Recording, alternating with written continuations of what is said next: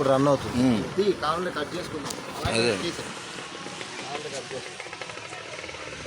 మాట్లాడండి అన్న ఎదురు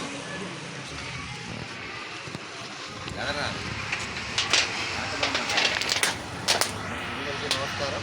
నా పేరు ప్రేమ్ కుమార్, అడ్వకేట్ హైకోర్టు అండి.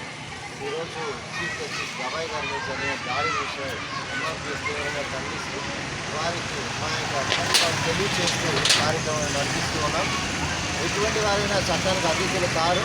మరి చీఫ్ జస్టిస్ మీద బూటు విసినటువంటి ఒక అడ్వకేటు వారి యొక్క మానసిక స్థితి ఎలా ఉందో తెలుసుకోవాల్సిన పరిస్థితి మనం చూస్తూ ఉన్నాం.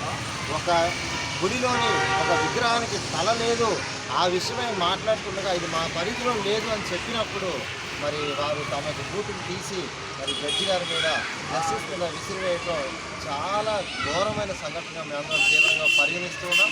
ఇటువంటి విషయాలు